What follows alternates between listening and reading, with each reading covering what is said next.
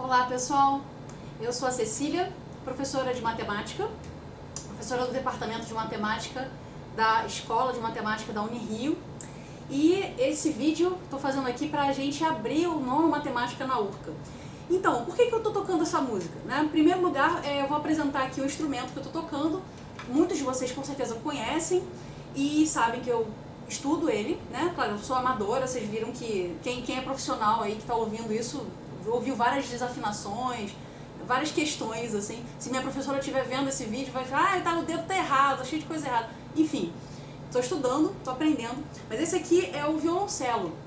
É um instrumento da família dos violinos, né? Violino que é pequeno, é mais agudo, e esse aqui tem uma extensão bastante grande também, mas ele é mais grave, né? Então ele faz os baixos, não é o contrabaixo, não confunda com o contrabaixo. O contrabaixo também na orquestra é parecido, né? Tem o contrabaixo, ele é da família, mesma família, mas ele é enorme, ele é bem maior do que o violoncelo. O corpo do violoncelo é mais ou menos do tamanho do corpo de uma pessoa, tá? Então, por que eu resolvi abrir o vídeo tocando essa música? E que música é essa? Quem joga videogame, como eu, deve ter talvez lembrado ou ouvido, eu acho que eu já ouvi essa coisa antes, já ouvi isso aí que ela tá tocando antes. É uma música bem simples, é o tema de um videogame muito amado, muito querido por quem joga em geral, a maioria das pessoas gosta, principalmente eu, sou muito fã, é um jogo chamado The Last of Us, tá? Então o primeiro jogo, que já é antigo, de 2013, e ele tem esse tema. Então, por que eu resolvi tocar isso pra vocês? O que tem a ver com matemática? Bom, na verdade, eu acho que eu posso dizer, é possível dizer, que tudo está interconectado, né? Então, matemática, arte, ciência, né? Tudo é atividade humana, então tudo está conectado. Mas não é por isso que eu escolhi essa música. Bom, eu também escolhi porque é fácil de tocar, mas pra mim, né? Mas também porque tem algumas questões, assim. Ela é um tema de um videogame, né? E videogame é uma forma de arte, é considerado hoje em dia a oitava arte, né? O cinema é a sétima arte, os videogames são a oitava arte, a mais recente. E ela é uma forma de arte e entretenimento, né, que reúne várias outras formas de arte. Então tem música, tem imagem, artes plásticas, tem artes visuais em geral, tem ciência da computação, programação, tem muitas outras coisas, né, que eu não tenho condição de falar, mas se você olhar cinema, né, o cinema está dentro do videogame, hoje em dia os videogames, esse por exemplo que eu falei, The Last of Us, não estou fazendo propaganda da Naughty Dog, não, desenvolvedora do jogo, mas não é por isso que eu estou falando. Porque videogames são uma forma de arte que resume, que não digo resume, mas que se faz uso de várias outras formas de arte. E por isso ela tem uma conexão muito grande com ciência. Né? Então você precisa muito de ciência para fazer qualquer coisa. Pode não parecer, né? Os artistas podem não achar que não precisam. De fato, você não precisa estudar matemática para fazer música, para fazer artes plásticas, para criar um filme, né, para escrever um roteiro, seja de um filme, de um videogame, de uma série. Não precisa, mas existe ciência por trás disso. Né? Então, já que eu peguei o tema de um videogame, é uma música, né, uma música que eu acho que é muito bonita, e é um tema que dá para tocar no violoncelo. Na verdade, essa versão eu peguei para violoncelo solo, né? E eu queria só falar um pouco, então, o que tem a ver, né, a matemática? O nosso tema, o tema do Matemática na URCA é matemática e cultura, não é só matemática e artes ou matemática e música. Então ela inclui a gente tentou abordar várias formas de demonstração de pensamento cultural, né? Então, literatura, poesia vai aparecer. Hoje, dia 17, é o dia da música, vai ter bastante coisa sobre música. A gente vai ter palestrantes falando sobre essa relação, que é uma relação muito íntima entre música e matemática. Vai ter artes plásticas, vai ter etnomatemática, que é uma forma humana, né, de abordar o ensino, o pensamento matemático. Então vai ter muita coisa, tá? Então, como eu sou estudante de música, além de professora de matemática, eu sou matemática, não profissional, mas eu sou estudante de música, eu resolvi fazer essa abertura tocando alguma coisa pra vocês, alguma coisa que eu consigo tocar e que é minha cara, no meu coração. Tá? Então, essa música, ela se chama All Gone, No Escape, e o compositor da trilha sonora desse jogo se chama Gustavo Santaolalla. Essa versão foi feita para violoncelo solo, mas existe uma trilha sonora lá no jogo que é belíssima, que é para violão, tem muito violão, bem conhecida, inclusive, a versão para violão, mas tem esse momento aqui que é um momento dramático na história, que toca essa música e tem uma orquestra por trás, e como não tem uma orquestra atrás de mim, eu resolvi cantarolar e uma variação de um outro tema que aparece no jogo. Eu fiz uma pequena variação, mexi algumas coisas, e aí fez o...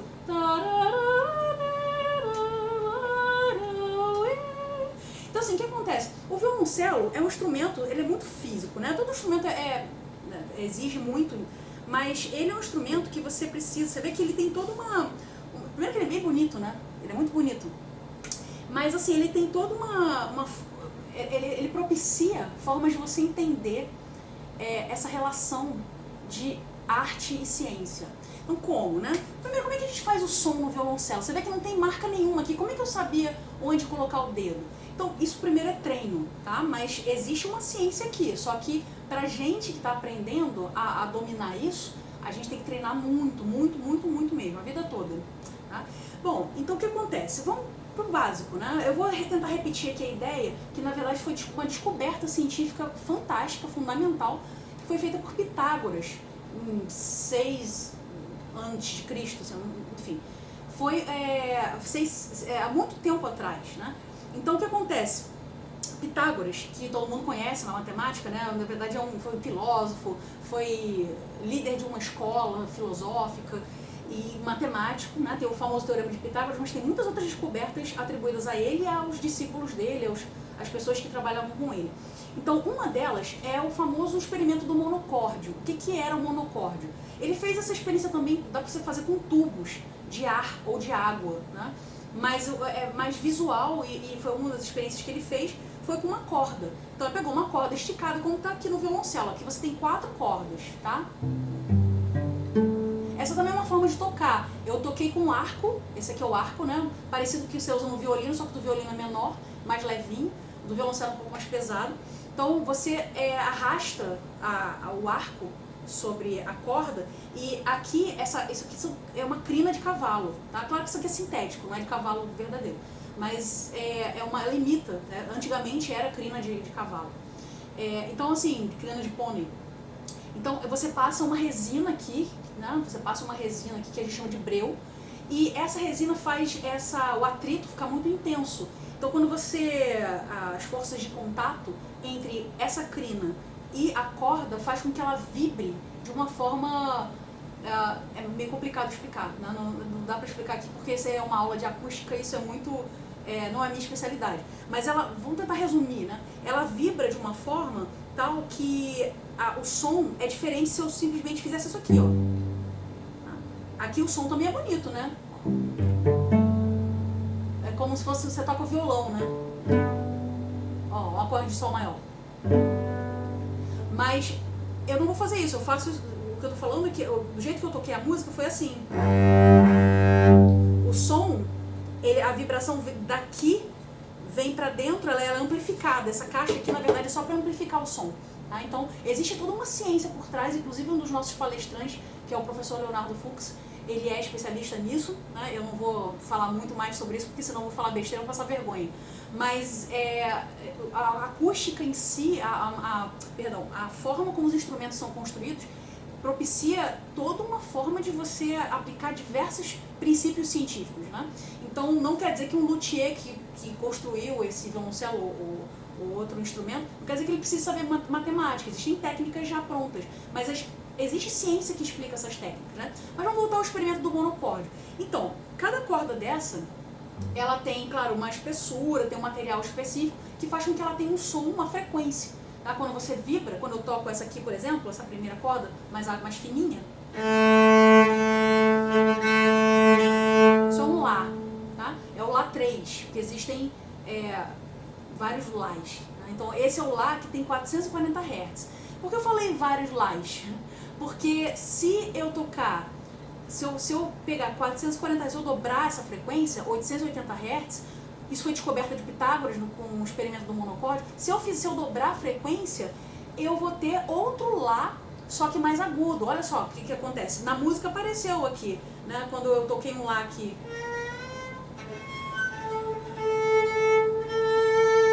Quando eu fiz esse trecho aqui, ó. Não tá muito bem afinado. Ó, tá vendo que esse Lá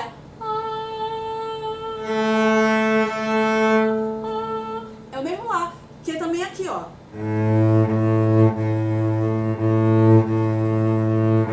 Isso que eu tô fazendo é vibrato, tá? É só um efeito ornamental, também para disfarçar a minha desafinação. Mas enfim, voltando aqui. Um homem cantando normalmente tem essa altura aqui, né? Esse registro.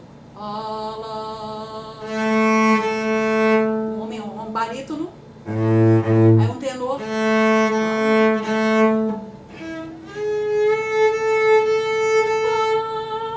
Eu sou soprano, então o meu registro naturalmente é por aqui. Eu posso cantar outras notas mais baixas também, mais graves, mas é natural, né? Aí olha só que legal. Então Pitágoras descobriu que, você vê que dá pra perceber que o meu dedo, ele tá apertado, tá? Pode ser qualquer dedo. Eu tô botando o dedo 3 só porque pra ficar na posição que eu tava antes. Eu tô na corda Lá, solta, ela produz a frequência 400. Na verdade, essa daqui, esse aqui é o Lá 2, não é o Lá 3, tá? Esse é o Lá 2. No piano, é isso aqui. Não sei se dá pra ouvir. Tá baixinho, eu acho. Então, é essa corda solta aqui. Se eu dobrar a frequência, esse é o Lá 3, que é esse Lá aqui. Dá pra ver que eu tô mais ou menos com o dedo mais ou menos na metade da corda. Então, existe uma relação geométrica entre a nota que eu toco, então a posição, a distância onde eu aperto a corda, é metade da corda. Tá? E a frequência é o dobro. Então, olha só, a relação de 2 para 1, mas é a mesma nota. Tá? Se eu pegar outra nota, por exemplo, eu vou pegar uma corda diferente, isso aqui é Dó. Oh, eu tô fazendo mais alto, porque eu não consigo fazer assim. Oh, muito grave pra mim, tá? Mas esse aqui, ó. Esse aqui. Oh.